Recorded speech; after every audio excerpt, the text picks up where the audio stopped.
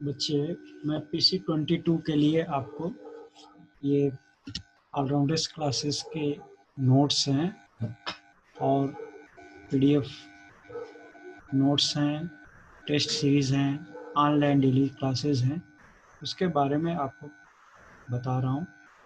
जो भी बच्चे सिविल ऑडिट या सिविल अकाउंट्स के अपनी से तैयारी कर चुके हैं, वो अपनी तैयारी को इन डेप्थ जानने के लिए, असेस करने के लिए, सेल्फ अपलिफ्टमेंट के लिए ये टेस्ट सीरीज कर सकते हैं।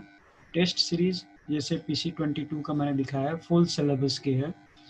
वैसे आपके जितने भी बुक्स, सजेस्टेड बुक्स हैं, करीब 14 बुक्स हैं आपके PC-22 में, सभी बुक्स पे एक एक टेस्ट बने हुए हैं। उसके बाद कंप्लीट सिलेबस के लिए भी 2 टेस्ट सीरीज बने हुए हैं, तो आप उसको चाहें तो दे सकते हैं। इसमें आपको हर बुक्स पे पकड़ हो जाएगी और फाइनली आप पूरे सिलेबस पे कितनी पकड़ है उसकी भी आप असेसमेंट कर सकते हैं। तो आपको दिखाते हैं ये टेस्ट सीरीज़ का ये फुल सिलेबस है PC-22 का, वो कैसे फंक्शन करता है। आपका ये टेस्ट शुरू हो रहा है, इसमें आपको एक्सेप्ट करना है, एक कंडीशन है, just formal condition, it is not so much hard to accept, just it is a formal namesake. फिर अटेम्प्ट टेस्ट शुरू हो जाता है, आपको ये दिखाता है, यहाँ घड़ी चलने लगती है आपके टाइम, जैसे एसएस में एग्ज़ाम्स में होते हैं टेस्ट CBT पैटर्न पे, मतलब कंप्यूटर बेस्ड टेस्ट होते हैं, उसी तरह ये सॉफ्टवेयर बनाया गया है ताकि आप पहले से ही कस्टम हो जाएं कैसे टेस्ट देना होता है, कैसे क्वेश्चंस दिखते हैं, कैसे आंसर आप करते हैं, तो आपका कॉन्फिडेंस लेवल और बढ़ जाएगा। चलिए क्वेश्चन नंबर 1 देखते हैं। क्वेश्चन नंबर है, while trying to identify litigation claims on tax matter on auditor should check। अब ये क्या कह रहा है? While trying to identify litigation claims on tax matter and auditor should check। Auditor को क्या चेक करना चाहिए जब उसको कुछ लिटिगेशन, जो कोर्ट केसेस हैं या टैक्स मैटर पे जो कोई क्लेम हो रहे हैं, तो उस समय ऑडिट करते समय एक ऑडिटर को क्या क्या चेक करना चाहिए। तो ये कह रहा है ए ऑप्शन में बैंक स्टेटमेंट, दूसरा लेटर फ्रॉम क्लाइंट्स, तीसरा अप्लाई रेशियो एनालिसिस, चौथा है read the file of correspondence from taxation authorities. तो जो बेस्ट सुटेबल आंसर है वो आपको सेलेक्ट करना है। मान लो आपको लगता है बेस्ट सुटेबल आंसर डी है, तो आप डी सेलेक्ट कर दिए, आगे से नेक्स्ट कर दिए, तो यहाँ पे चले गए। आप चाहें तो डायरेक्ट भी किसी क्वेश्चन पे जा सकते हैं, आगे या पीछे। मान लो चलो सेकंड पर आ गए तो सेकंड ही क्वेश्चन देख लो। क्वेश्चन नंबर सेकंड है, standing file should consist of the following documents. जो स्टैंडिंग फाइल है वो क्या क्या डॉक्यूमेंट कंसिस्ट करती है, उसमें क्या क्या डॉक्यूमेंट्स होने चाहिए। तो the mandate for the audit, the governing litigation, organisation chart and key personnel, description of accounting system, manuals, system evaluation, current year's accounts, all accounts observation and audit dividends.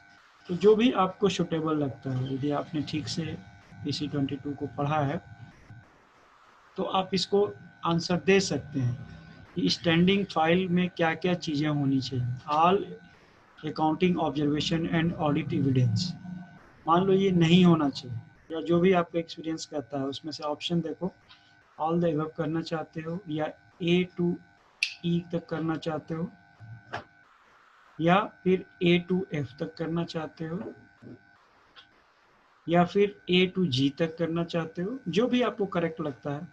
मान लो किसी बच्चे को A to G लगता है, A to G कर लो, it is up to you. फिर आपने नेक्स्ट चले गए। ये क्वेश्चन यहाँ से सेव एंड नेक्स्ट के बजाय आप डायरेक्ट जंप किसी भी क्वेश्चन पे कर सकते हैं। यहाँ पे चले गए, where a government company or a deemed government company ceases to be so, the fact shall be intimated to the CAG by the administrative ministry department within the, कितने दिन के अंदर में इंटीमेशन करना चाहिए। जो भी बच्चा पढ़ा होगा पहले से, देखो जब भी एग्ज़ाम आपको देना होगा बच्चे, तो कोई बीच में व्हाट्सएप आ जाएगा या फ़ोन कॉल आ जाएगा, तो ये आपको वार्निंग आ जाएगी टेस्ट के लिए कि आप ज़्यादा टेस्ट के उस टाइम पे इधर उधर आप अटेंड करते हैं कॉल, तो ये टेस्ट सबमिट ऑटोमेटिक हो जाएगा। तो ये टेस्ट की वार्निंग आए, 3 बार ये वार्निंग आएगी, यदि नहीं मानेंगे तो ये बंद हो जाएगा, सबमिट हो जाएगा टेस्ट।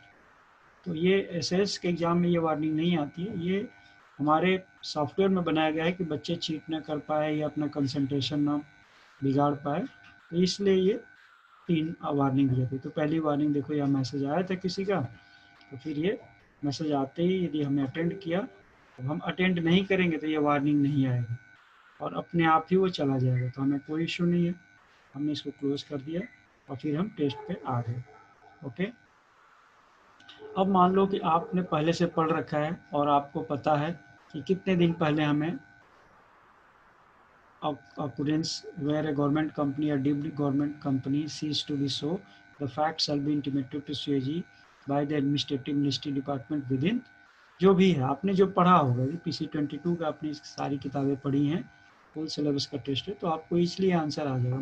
मान लेता हूँ कि चलो इसको डी कर लेते हैं। ओके भाई, आप जो करना चाहें सो कर लो। मान लो आपको डी करते हैं सर, बोलते हैं सर ये हमको लग रहा है डी नहीं होगा, मैं बाद में इसको करना चाहता हूँ फिर से विचार, तो मार्क पर रिव्यू कर लो।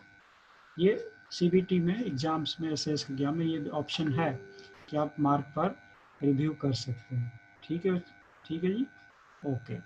सो लेट अस सी, आपको नेक्स्ट कोई क्वेश्चन करना चाहे नेक्स्ट कर लो, 20 पे देख लो या नेक्स्ट करके चलना चाहो।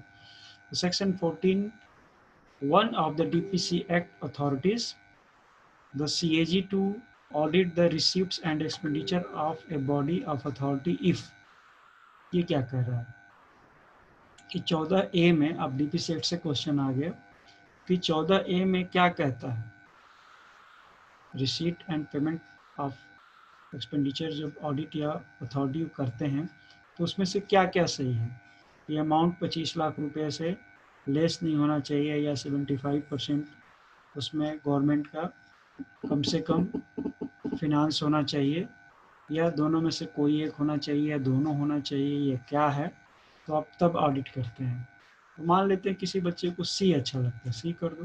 किसी को बोलता है नहीं सर दोनों होना चाहिए, किताब में तो दोनों लिखा है और मीनिंग ठीक से समझ नहीं पा रहा है, वो डी करना चाहता है, डी कर लो, मर्जी उसकी है बच्चे। इसमें एग्जामिनर या पेपर सेटर कोई आपका हेल्प नहीं करने वाला। ये तो अब आप डायरेक्ट ग्राउंड पे आ गए हो। डायरेक्ट ग्राउंड पे जब आ जाते हो तो अब आपको आप अपने ही स्कोर करना पड़ता है।